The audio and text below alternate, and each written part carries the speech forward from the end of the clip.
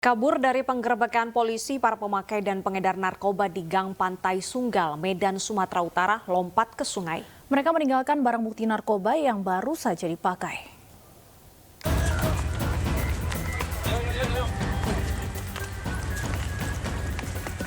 Petugas gabungan Polrestabes Medan dan Polsek Sunggal menggerebek kampung narkoba di pemukiman padat penduduk di Jalan Kelambir 5, Gang Pantai, Sunggal, Sumatera Utara. Namun puluhan pengguna narkoba yang mengetahui kedatangan petugas kabur dan melompat ke sungai. Gagal mendapatkan pelaku, polisi langsung menyisir seluruh lokasi dan mendapati sejumlah barang bukti. Di antaranya 51 paket ganja, 8 paket kecil sabu, 28 alat hisap sabu, dan peralatan pengguna narkoba lainnya. Penggerebekan ini dilakukan setelah polisi mendapat laporan dari masyarakat yang resah dengan maraknya pengedar narkoba di lokasi tersebut. Dari penggerebekan ini yaitu adanya puluhan sabu dan juga adanya puluhan ganja, alat hisap sabu, alat pakai sabu. Dan saat penggerebekan pada saat kami masuk yaitu melalui gang, kami tidak berhasil mendapatkan orang karena orang-orang tersebut yaitu langsung meloncat ke sungai. Selain menyita barang bukti narkoba, polisi juga merubuhkan gubuk yang digunakan para pemakai narkoba. Selanjutnya lokasi ini akan terus dimonitor petugas agar kegiatan serupa tidak terulang. Seorang anggota DPRD Kota Batam ditangkap polisi di sebuah hotel saat berpesta narkoba. Dari tangan sang anggota Dewan, polisi menyita narkoba jenis sabu.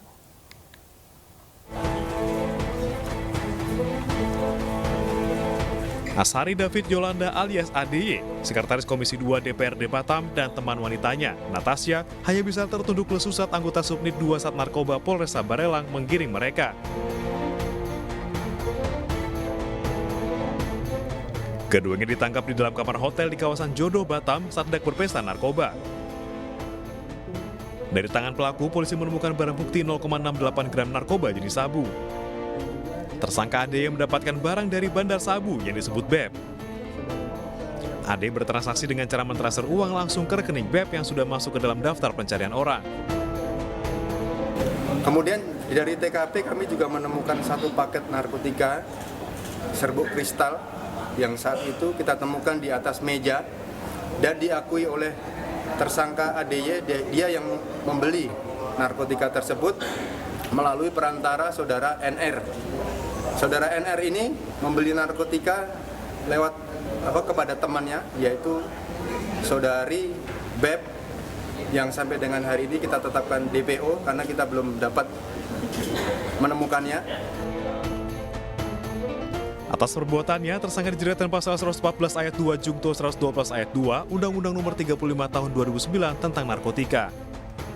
Dari Batam, Kepulauan Riau, Gusti Yenosa, iNews melaporkan.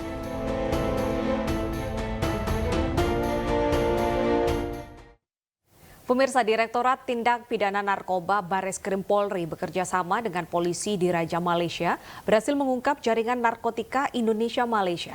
Tak tanggung-tanggung, barang bukti berupa 60 kg sabu disita untuk dimusnahkan.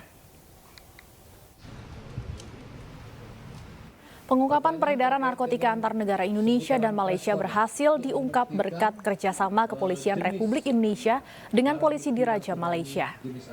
Peredaran narkotika antar negara dilakukan oleh sindikat melalui Aceh. Dari pengungkapan ini, 9 tersangka ditangkap, termasuk buronan berinisial AA. Total barang bukti yang disita adalah 60 kg sabu. Barang bukti kemudian dimusnahkan dan sebagian dijadikan barang bukti di pengadilan.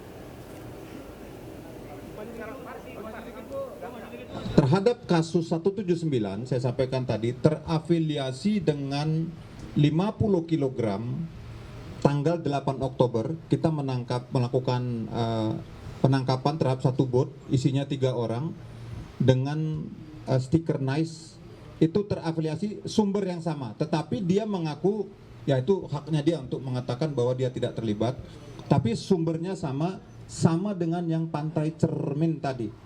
Nah, kami masih mendalami, mungkin lebih daripada itu Pak Endra. Tapi kami bergeraknya itu adalah dalam masalah mencari fakta hukum atau alat. Sementara itu pemirsa, di Sumatera Utara, Majelis Hakim Pengadilan Negeri Kota Tanjung Balai memvonis mati 1 dari 3 terdakwa Sindikat Narkotika Indonesia Malaysia.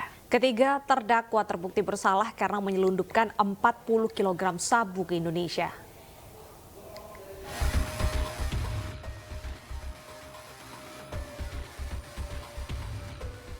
Majelis Hakim Pengadilan Negeri Kota Tanjung Balai, Sumatera Utara akhirnya memvonis mati 1 dari 3 terdakwa Sindikat Narkotika Indonesia Malaysia.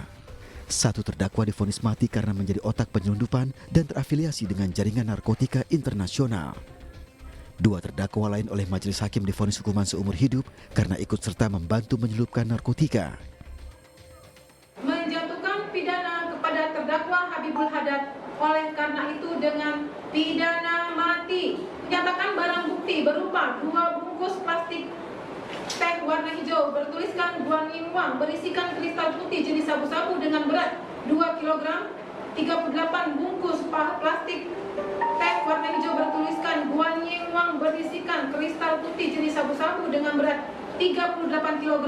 Untuk hari ini kami Majelis Hakim dari Pengadilan Negeri Tanjung Balai sudah menjatuhkan putusan terhadap 3 terdakwa, ya, masing-masing atas nama Habibul Hadad, yang kedua atas nama Amri, dan yang ketiga atas nama Ahmad Sukron alias Sukron.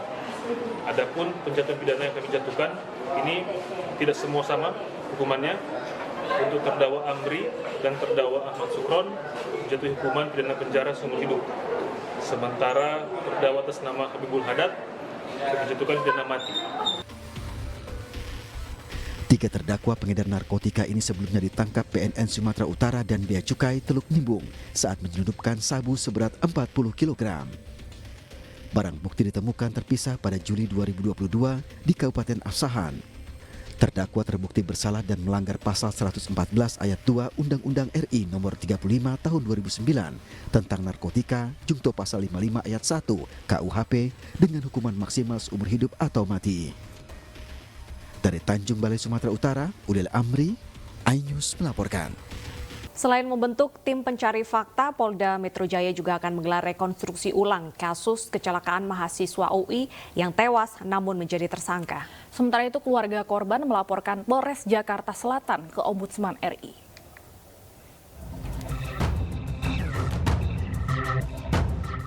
Polda Metro Jaya akan gelar rekonstruksi ulang kasus kecelakaan yang menewaskan mahasiswa UI Hasya Atala Saputra.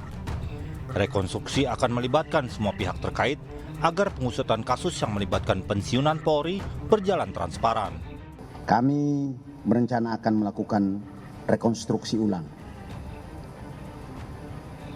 dengan melibatkan seluruh stakeholder dengan tujuan penanganan yang berjalan semakin transparan dan objektif.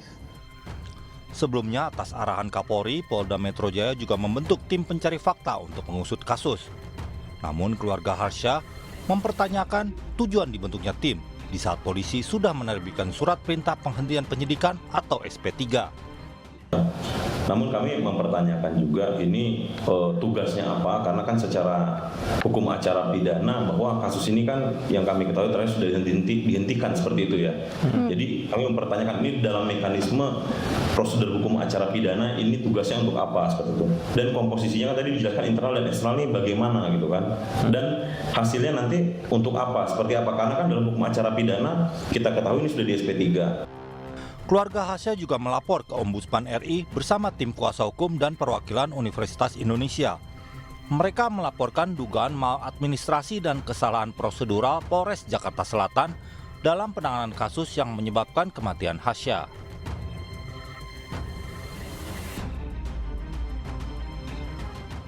Kasus kematian mahasiswa UI Hasya Atala Saputra akibat kecelakaan namun ditetapkan sebagai tersangka menuai kritik. Terduga pelaku yang menabrak korban adalah seorang pensiunan Polri berpangkat AKBP.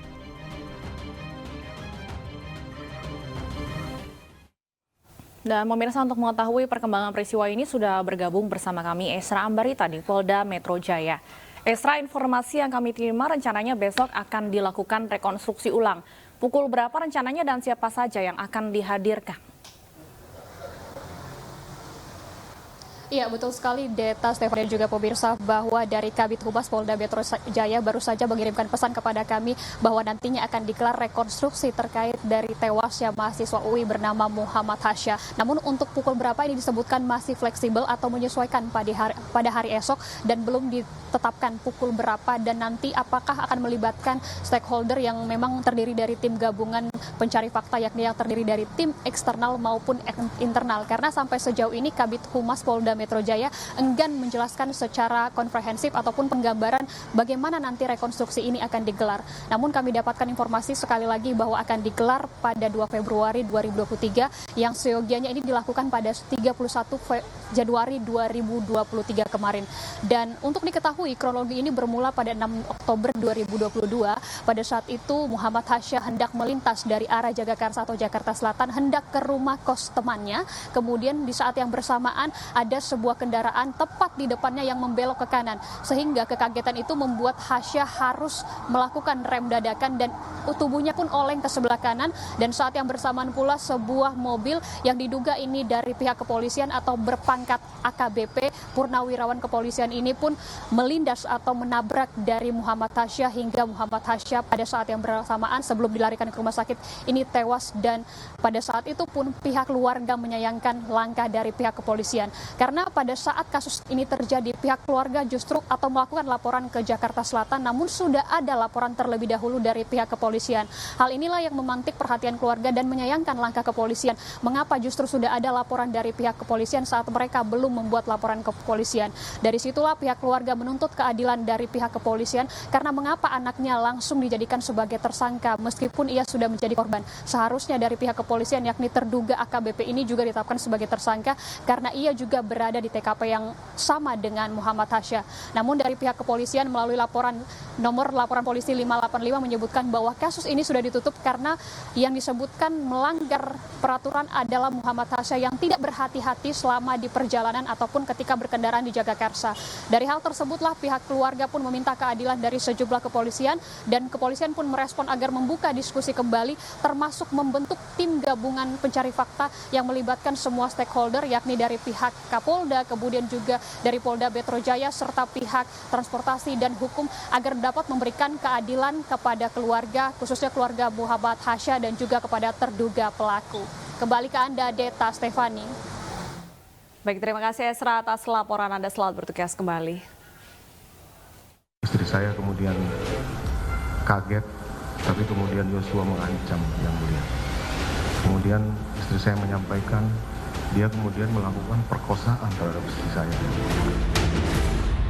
Saya tahu kapan kamu bohong, kapan enggak. Cerita kamu nggak masuk di akal. Kalian karena buta dan tertuli, makanya saudara tidak mendengar dan tidak melihat.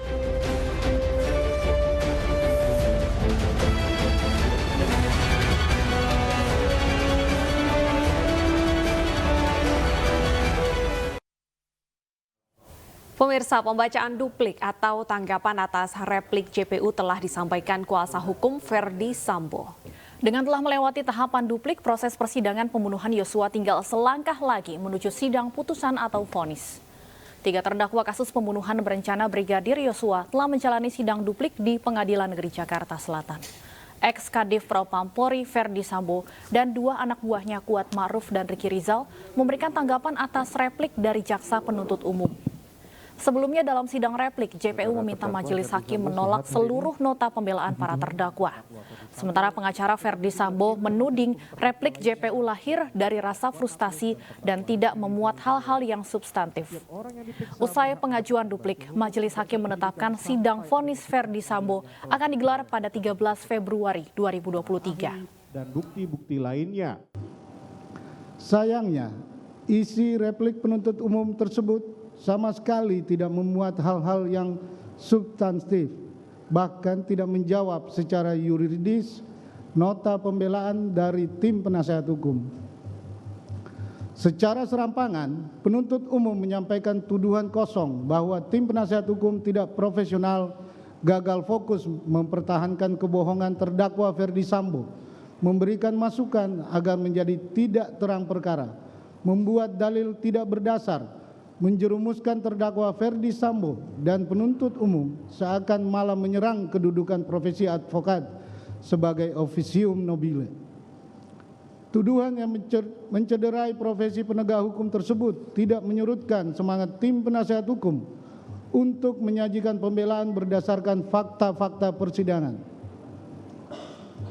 Tanggapan penuntut umum demikian terasa sangat menggelikan sekaligus menyedihkan karena dilandasi argumentasi yang bersifat halusinasi. Namun, tim penasihat hukum mencoba memahami bahwa replik tersebut tampaknya lahir semata-mata dari rasa frustasi penuntut umum. Penuntut umum terlihat frustasi karena semua dalil tuntutannya terbantahkan dan sialnya lagi di saat bersamaan tidak mempunyai bukti dan dalil yang cukup untuk menutupinya. Yang tersisa hanyalah racauan atau semata-mata demi memenuhi syarat adanya tanggapan atas pledoi. Bahwa sepatutnya penuntut umum memeriksa dengan baik dan teliti setiap keterangan saksi-saksi, para ahli, dan terdakwa Ferdi Sambo selama persidangan, agar dapat secara utuh menilai kesesuaian fakta-fakta persidangan. Sangat disayangkan, replik penuntut umum malah terus terjebak pada kerangka berpikir imajinatif yang bisa jadi turut menyesatkan proses peradilan masyarakat dan menjauhkan peradilan ini dari semangat imparsial dan objektif. Rasa frustasi sepertinya turut menyebabkan penuntut umum gagal memahami konsep dan sistem bekerjanya peradilan pidana yang melibatkan 3 pilar penegak hukum yang setara, yaitu penuntut umum, penasihat hukum, dan majelis hakim. Ketiganya memiliki tanggung jawab yang sama dalam mencari keadilan. Namun sayangnya, semua dalil penuntut umum justru dibungkus dengan tuduhan imajinatif dan tidak berdasar, semata-mata untuk menutup ketidakmampuan penuntut umum menghadirkan bukti-bukti yang cukup untuk membuktikan dakwaan dan tuntutan. Baik, tadi demikian pembacaan duplik atas tanggapan replik dari penuntut umum. Selanjutnya majelis hakim akan mengambil putusan, yaitu pada tanggal 13 Februari. Pada terdakwa diperintahkan untuk kembali ke dalam tahanan. Sidang perkara nomor 796 Pit B 2022 atas nama terdakwa Ferdi Sambo dinyatakan ditutup. Penasihat hukum Kuatma'ruf meminta majelis hakim memvonis bebas kliennya atas kasus pembunuhan Yosua Huta Barat. Hal itu disampaikan dalam duplik yang dibacakan oleh penasihat hukum Kuatma'ruf di persidangan pada Selasa kemarin. Penasihat hukum memandang tidak perlu untuk ditanggapi, dikarenakan sudah terbukti dalam persidangan hilangnya nyawa dari korban seluruhnya dilakukan oleh saksi Richard Eliezer Pudiang Lumiu, sehingga tidak ada kaitannya dengan terdakwa. Bahwa dari penjelasan di atas sudah semakin jelas dan terang tidak adanya keterlibatan terdakwa Kuatma'ruf dalam tindak pidana yang menyebabkan hilangnya nyawa korban yang dilakukan oleh saksi Richard Eliezer Pudiang Lumiu di rumah 2346. Kesimpulan, berdasarkan uraian dari tim penasihat hukum dalam duplik ini, kami memohon kepada majelis hakim yang memeriksa dan mengadili perkara akuo untuk memberikan putusan sebagai berikut. 1. Menerima dalil duplik dari tim penasihat hukum dan terdakwa Kuatma'ruf, menolak seluruh isi replik penuntut umum, menjatuhkan putusan sebagaimana diktum pledoi tim penasihat hukum yang telah dibacakan pada hari Selasa tanggal 24 Januari 2023. Demikianlah duplik ini kami sampaikan sesuai dengan fakta yang terungkap dalam persidangan, disertai doa dan harapan dari penasihat hukum, kiranya yang mulia majelis hakim mempertimbangkan dan memberikan putusan yang seadil-adilnya kepada terdakwa. Ex aequo et bono. Terima kasih. Sementara itu pemirsa, tim penasehat hukum terdakwa Riki Rizal tidak sependapat dan menolak replik jaksa penuntut umum. Tim kuasa hukum juga menilai replik yang dibuat JPU hanya asumsi. JPU juga dinilai ragu menuntut Riki Rizal. Maka dapat kami tarik kesimpulan bahwa kami tidak sependapat dan menolak replik jaksa penuntut umum, di mana sebenarnya tidak ada fakta hukum dan argumentasi hukum yang bersesuaian dengan fakta yang terungkap di persidangan. Bahkan tidak ada hal-hal baru yang bersifat substantif yang disampaikan oleh penuntut umum dalam repliknya. Bahwa replik jaksa penuntut umum hanya berisi pengulangan dan penggambaran kembali asumsi-asumsi yang tidak dapat dibuktikan di persidangan atas hal-hal yang tertuang dalam dakwaan serta termuat kembali dalam tuntutan. Atas muatan replik yang disampaikan jaksa penuntut umum tersebut, kami beranggapan jaksa penuntut umum memang ragu dan tidak bersungguh-sungguh untuk menuntut terdakwa. Istri saya kemudian kaget, tapi kemudian Yosua mengancam yang mulia. Kemudian istri saya menyampaikan dia kemudian melakukan perkosaan terhadap istri saya. Saya tahu kapan kamu bohong, kapan enggak. Cerita kamu nggak masuk di akal. Kalian karena buta dan tertuli, makanya saudara tidak mendengar dan tidak melihat.